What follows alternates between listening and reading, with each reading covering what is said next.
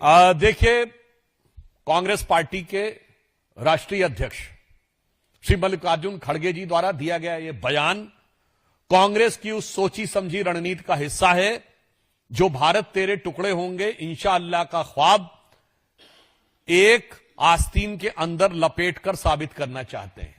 यह पहली बार दिया गया बयान नहीं है। चिदंबरम साहब ने कहा था कि अगर नॉर्थ नहीं होता तो साउथ बहुत आगे होता।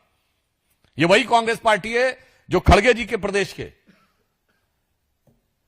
फाइनेंस मिनिस्टर ने कहा था कि साउथ टैक्स ज्यादा देता है इसलिए नॉर्थ से अलग हो जाना चाहिए। जब पत्रकार ने उनसे पूछा कि अलग होना चाहिए, हां वो भी कर सकते हैं। ये वही है जिनके चीफ मिनिस्टर, तेलंगाना के चीफ मिनिस्टर ने बिहार के लोगों के डीएनए को लेकर नाम लेकर यह बात कही थी।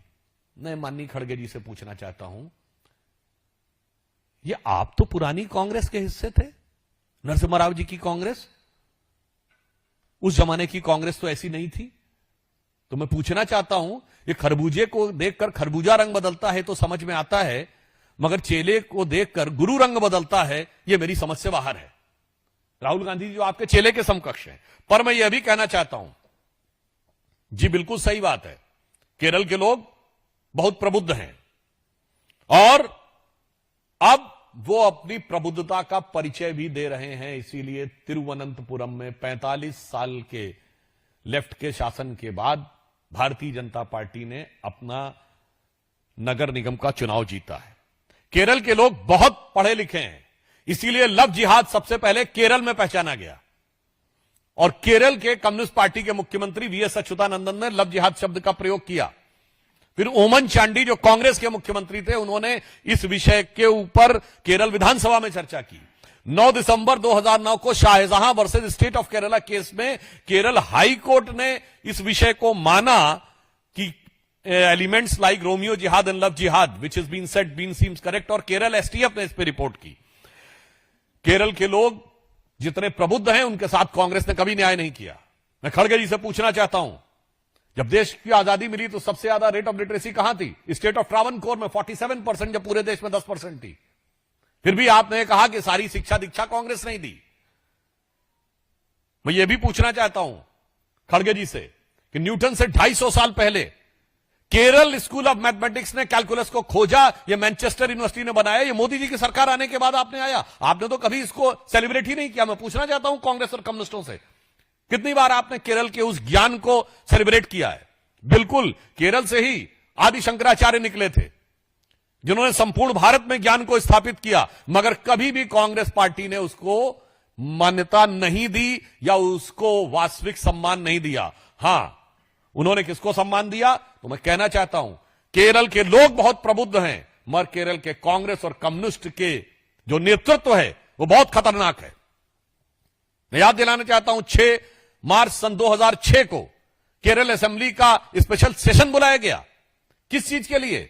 कि 1998 के कोयंबटूर हमलों के में का मुख्य आरोपी, जिस हमले में अडवाणी जी टारगेट थे और हमारे वर्तमान उपराष्ट्रपति उस समय बच गए थे चूंकि वो अडवाणी जी को रिसीव करने गए थे, वो जेल में बंद अब्दुल नसीर मदनी को छोड़ दिया जाए, इसके लिए केरल विधानसभा से प्रस्ताव पारित किया गया, सर्वसम्मत।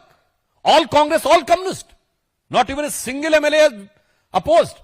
अब केरल की जनता पूरी तरीके से इस चीज को समझ चुकी है और केरल की प्रतिभा और ज्ञान के साथ जो अन्याय कांग्रेस ने किया है उसका जवाब दिया जाएगा। और रही बात उत्तर भारतीय और गुजरातियों के विषय में, तो मैं विनम्रता से पूछना चाहता हूं कांग्रेस के नेतृत्व से, क्या महात्मा गांधी की बुद्धिमत्ता पर, वो तो गुजरात के थे, सरदार पटेल की बुद्धिमत्ता पर क्या कहना है?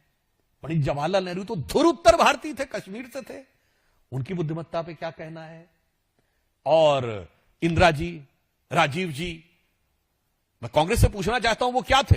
राहुल गांधी जी के बारे में नहीं पूछना चाहूंगा क्योंकि वो क्या हैं ये पूरे देश को पता है, मगर उनकी बुद्धिमत्ता भी बहुत उल्लेखनीय और सराहनीय है।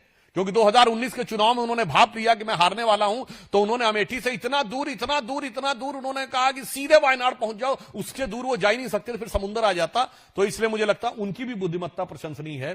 तो मैं कांग्रेस पार्टी से पूछना चाहता हूं, आपने केरल की बुद्धिमत्ता के साथ आज तक इतना अन्याय क्यों किया? और अगर गुजरात और अन्य क्षेत्रों के लोग आपको कम इंटेलिजेंट नजर आते हैं तो महात्मा गांधी, सरदार पटेल, जवाहरलाल नेहरू, इंदिरा गांधी और उत्तर भारत में जितने भी आपके मुख्यमंत्री रहे और बड़े बड़े नेता रहे, उनके बारे में अपना आशय स्पष्ट कीजिए।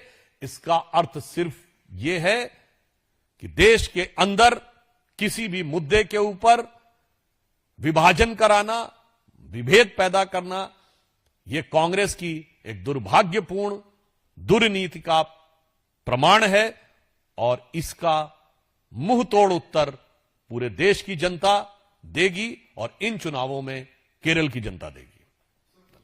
फिलहाल आज की खास खबर में बस इतना ही। अगर वीडियो अच्छी लगी हो तो लाइक, शेयर और कमेंट करना बिल्कुल ना भूलें। नमस्कार।